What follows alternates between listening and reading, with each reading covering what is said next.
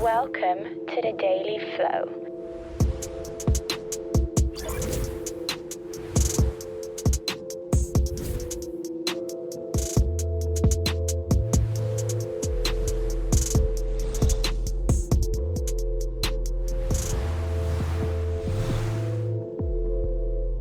Please welcome your host, John Coleman. I was asked a question, why is our definition of done so long? So the definition of done, I don't like to call like the checklist for how we do things around here. I used to say that because you might be including every single little thing in your process when you do that, but it does have the essential elements of how do we know that this work is done. I often ask people what's in their definition of done. Very curious to hear what's in your definition of done. And maybe while you just think about that, I just want to remind the audience about why this show goes out every day. So there's a website, agilewithukraine.com, and it's a collective effort by a community to raise money for life-saving equipment for humanitarian and medical help. And if you're getting value from either watching this live or watching the recordings, particularly if you submit a question, we'd be delighted if you'd make a donation at agilewithukraine.com. So just want to remind you about that, okay? So why is our definition of done so long? In some cases, actually, it's not long at all. My most common experience is that when I ask them what's in their definition of done, they say we met the acceptance criteria. And there's a lot more to done than just meeting the acceptance criteria. This typically happens when there's a kind of a traditional approach to delivery and Scrum has been wrapped inside that approach. I often call it water, Scrum, fall. And in waterfall, it's very professional and it's very good, lots of things, but it doesn't have a thing called a definition of done. So this concept is alien to waterfall. So when people think of done, they think, oh, we just met the acceptance criteria. We just did what our customer is looking for, but we might be lacking transparency if we don't have additional criteria in there. And so what I often see as well is almost the opposite of that, where there's too much in the definition of done because, and I did this in the past myself as well in a large bank where I with others created an organizational definition of done, which was then inherited by the teams as a minimum that they would not have to rethink how to comply with financial regulations and so on. And we thought that was a good idea, but what that resulted in was essentially we had a very detailed definition of done. And it was so detailed that really people didn't remember what was on it. It probably was put on a Confluence page or metaphorically stuck in a drawer. People forgot about it. And I often did mini audits, if you like, across groups of, say, 400 people, just checking in. Do you even know what the definition of done? Do you respect it? Do you continue to improve it? And I was told people to improve it, but actually they didn't even know what it was. So how can you improve your definition of done if you don't even know what the one is that you have and if you don't even respect it? So there's no basis for continuous improvement in Scrum, at least, if you're not using your definition of done.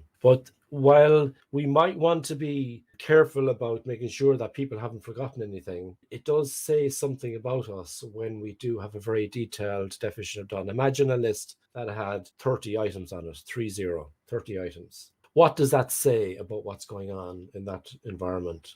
And I would put it to you that what it says is that there's a lack of trust. There's a lack of trust. It typically happens when maybe there's some suppliers involved. It might be nothing to do with the suppliers, and I'm not saying it's their fault, but there's this kind of organizational lack of trust in other people. It could be other teams and it could be in other sites, but essentially it comes down to lack of trust. And it almost begs the question, where does definition of done end and where does waterfall begin? We often hear people complaining about a definition of ready as a gate, and we can't bring it in because it's not ready, which is not a very scrummy approach. You still have last chance to sort things out during sprint planning. But definition of done, when it's a really long detail list, it's like that people won't be complying with it. You've lost the plot then. People, they will not understand. Why should they do all these things? It's just too much. So what ends up happening is because there's too much, nothing happens. And so it begs the question, what would happen if we had higher trust in the system, and what impact would that have on the definition of done? So what I often do is I do it's a liberating structure called critical uncertainties, and you can pick any two dimensions of a problem. And what I do, say on the horizontal axis, I would have the level of trust. So on the left-hand side, I might have low trust. And on the right-hand side, I might have high trust. And the vertical line would be to do with the definition of done. Now, the minimum would be you had one, a clear but basic definition of done, not no definition of done.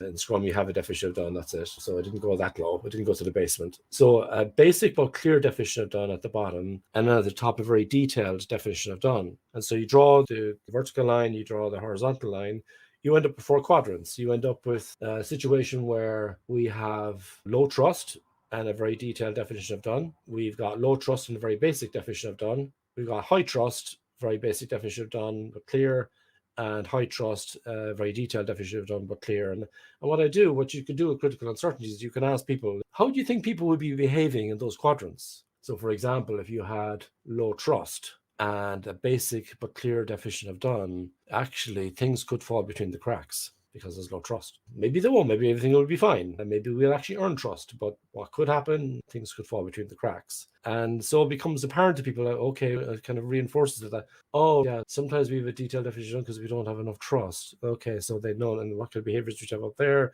they're not complying with the definition of done, they forgot what it was, all these kind of things. And then I go to the high trust side and say, what would happen, what kind of behaviors would you see if you had a high trust and a clear but basic definition of done? And they say nice things. It'll be lovely. We trust each other. If it's software development, do I really have to say every factor when it's just the way we do things around here? It's just like we trust each other. Do we have to write that down as a bullet line? We'd like to have maybe up to 7 items, maybe 3 to 5 items on our definition of done, things that we actually remember.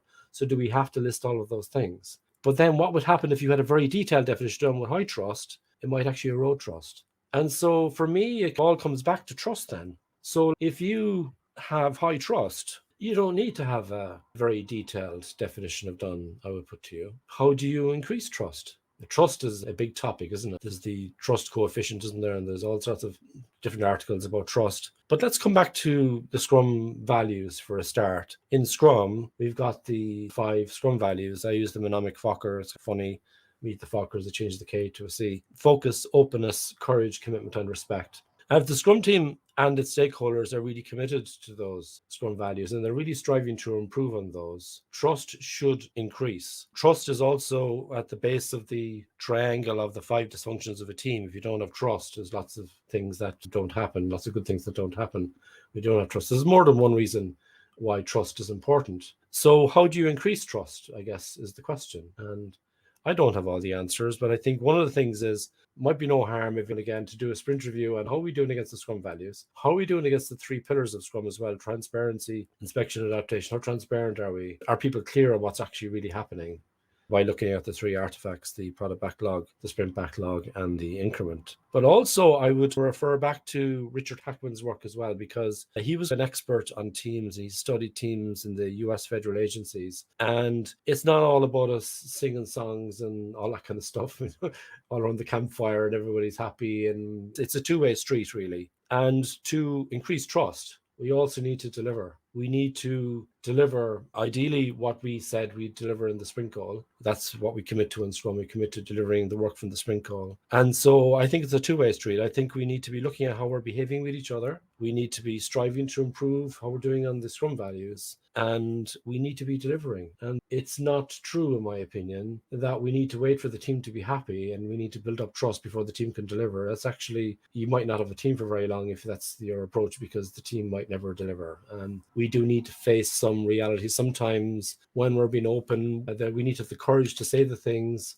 that need to be sorted. So I've been asked a question here. Thank you for the question. So how do we use definition of done more efficiently at sprint planning? Thank you, Avinash, for that question. So really, the definition of done should already be there before you go into sprint planning. And a lot of people kind of get confused that the best place to review the definition of done is actually at the sprint retrospective. When people say, hang on, the retrospective is at the end of the sprint. What do we do before we start the first sprint? It doesn't say this in the Scrum Guide. My personal opinion is when I start up with a team, we elaborate what's the vision for the product. If there's a vision, what's the product goal? Then I might use a story map to break down the product goal into sub goals, into high level items, into more detailed items. And you end up with the product backlog on the wall. And I would also encourage the team to create their definition of done before they start their first sprint plan. planning. And Avinash, I did another episode last week on sizing, so I won't dig too much into sizing. But when you're looking into, can we do this item in the sprint? Do we think we're comfortable about bringing this item in? You can use the definition of done as your reference point, if you like, to say, actually, to get this done, we have to do all these things. Do we really think that we can comfortably get that done within a sprint? How comfortable do we feel with that? And the mistake, Avinash, that a lot of teams make is they don't refer to their definition of done at all. So then, surprise, surprise, at the end of the sprint, they don't have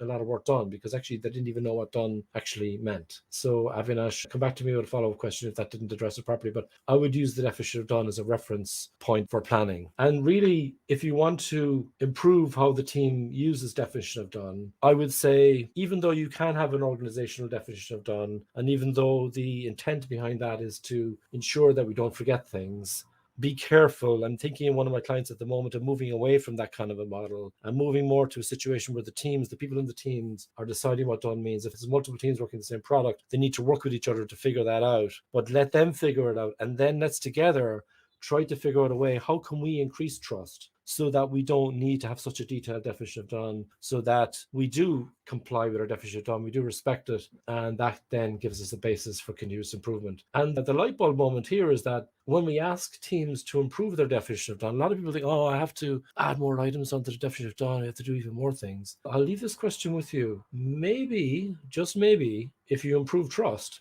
maybe there will be less items in your definition of done. That's my nugget for today. Thank you.